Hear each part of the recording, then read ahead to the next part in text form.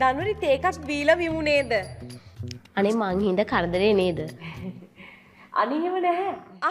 ඕ මොනවාද? අපේ ලෝචි කාලයක් පාට් ටයිම් සමාජ සේවා වැඩ කළානේ. යන එන මන් නැති ඔක්කොම ගේ ඇස් දාගෙන සැලකුවා.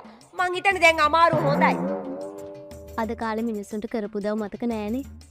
වාසියක් තියෙන කල් විතරයි ඔක්කොම නේද නංගි? අනේද කියන්නේ. ওই දරුවෝ දවල්ට බත් කන්නත් ඉන්නවද? අනේ කරදර වෙන්න එපා අම්මේ. අම්මේ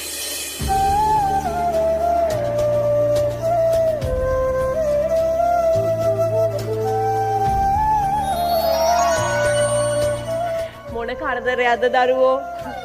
තුන්දෙනා මේ නම් කතා කර කර ඉන්නකෝ. අක්කේ අම්මට ගහබාරුවක් අපලත් සූටි මීන රාශියෙන් මේෂ රාශියට මාරු වෙලා. කොහෙන්ද මං ගෙනියන්න?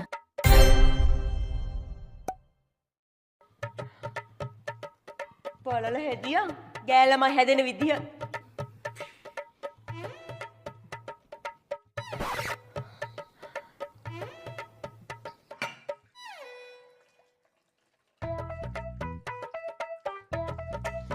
මොනවද බංගෝය කරන්නේ? ඔන්නෝ පැත්තකින් තියපන්.